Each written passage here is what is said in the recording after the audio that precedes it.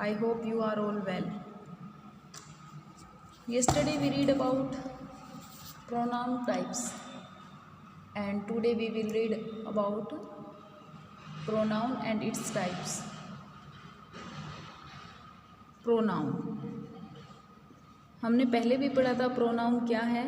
आज हम इसके टाइप्स को पढ़ेंगे जो टाइप्स के रह गए थे। फर्स्ट है reflexive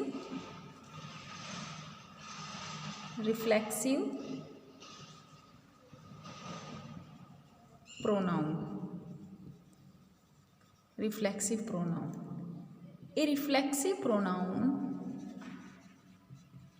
A reflexive pronoun is used to point out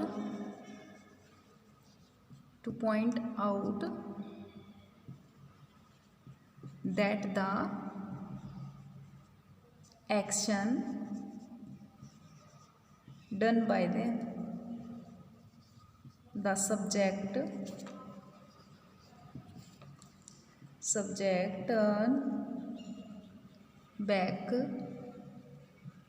turns back upon the subject.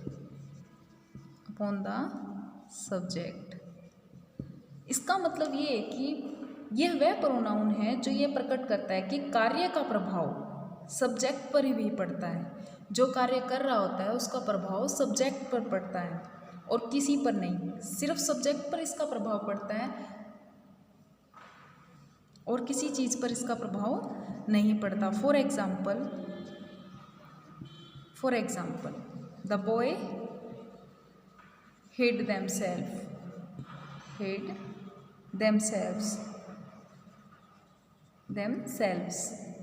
The old man hanged himself. इस एग्जाम्पल में आपको भी पता चल रहा है कि बेटा इसका प्रभाव सब्जेक्ट पर पड़ रहा है। तो रिफ्लेक्सिव प्रोनाउन में क्या होता है कि कार्य का जो भी इफेक्ट होता है वो सब्जेक्ट पर पड़ता है।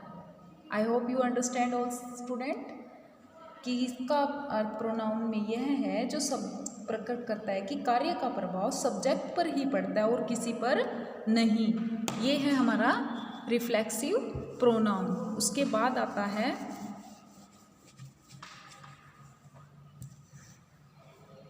अब जैसे पर्सनल प्रोनाउन की जो फॉर्म्स होती हैं, पर्सनल प्रोनाउन की जो फॉर्म्स हैं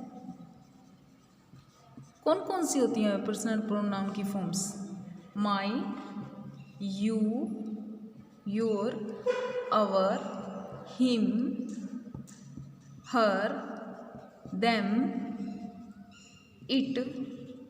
अब इसमें क्या करते हैं हम? सेल्फ को या सेल्फ्स को जोड़कर रिफ्लेक्सिव बनाए जाते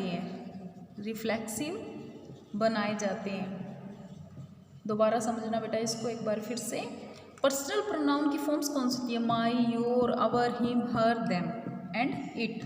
इसमें क्या करते हैं हम? सेल्फ को जोड़ते हैं और सेल्फ्स को जोड़ते हैं। इनको जोड़कर रिफ्लेक्सिव बनाए जाते हैं। जैसे माई के साथ हम क्या करेंगे? सेल्फ जोड़ देंगे तो क्या बन जाएगा? क्या बनेगा? My self. योर में सेल्फ को जोड़ देंगे तो क्या बन जाएगा? Your self. अगर योर में सेल्फ को जोड़ दें तो क्या बनेगा? Your selves.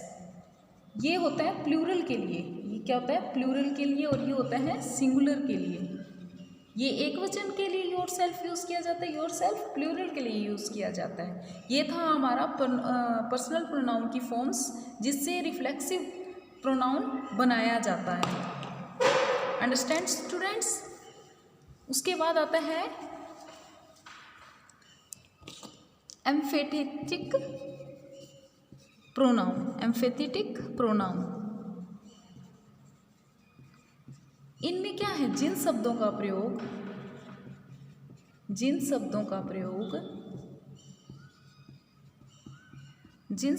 प्रयोग रिफ्लेक्सिव प्रोनाउंस की तरह होता है, उन्हीं शब्दों का प्रयोग एम्फेथेटिक प्रोनाउंस की तरह होता है इन प्रोनाउंस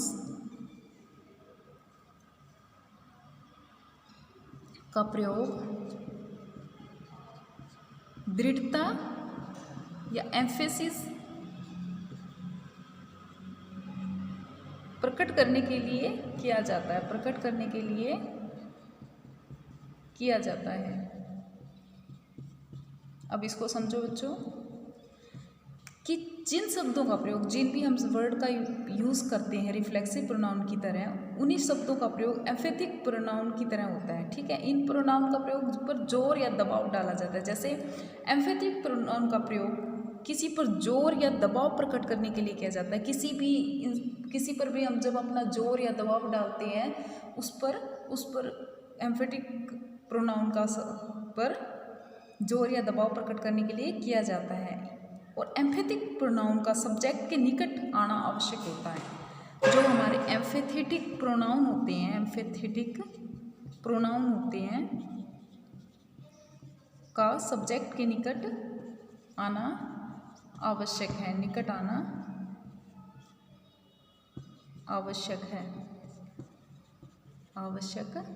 है।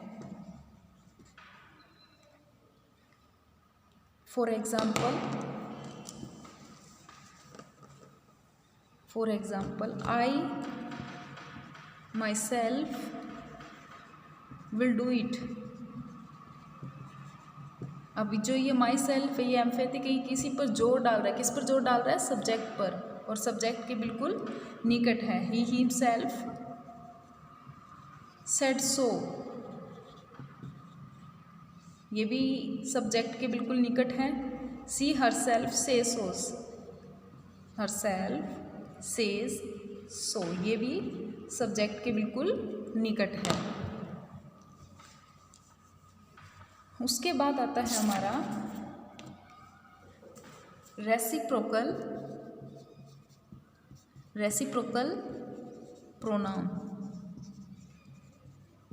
Reciprocal pronoun are compound pronouns closely connected with each other pointing out the mutual relation। यानी कि जो सर्वनाम दो प्रोनाउन से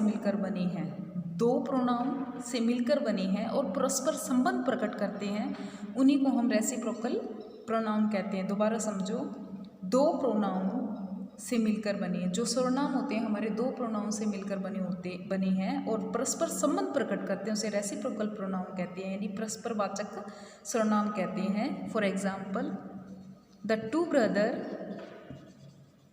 brothers लव ईच अदर। दो प्रोनाउन हैं और एक दूसरे से परस्पर हैं। These three friends helped one another। इन वाक्यों में ईच अदर, वन अनदर, ये क्या है? परस्पर वाचक सर्वनाम की तरह होता है। जब भी ये आ जाए ईच अदर, वन अदर, ये होते हैं हमारे परस्पर वाचक सर्वनाम। ईच अदर या वन अदर ही ऐसे शब्द हैं जिनका प्रयोग रेसिप्रोकल प्रोनाउन की तरह होता है। रेसिप्रोकल प्रोनाउन का प्रयोग ऑब्जेक्टिव केस में होता है, जैसे ये हमारा ऑब्जेक्टिव में होता है। ईच अदर का प्रयोग दो व्यक्तियों के लिए होता है, जैसे टू ब्रदर्स था तो ईच अदर का प्रयोग हो गया, दो व्यक्ति हो गए तो दो के लिए ईच अदर का यूज हुआ। वन अनदर का, वन अनदर होता है दो से अधिक, वन अनदर का होता है दो से अधिक व्यक्तियों के लिए। Understood students? व्यक्तियों के लिए। जो बाकी बचे हुए हमारे प्रोनाउंस हैं उनको हम tomorrow we will read. Thank you and have a nice day.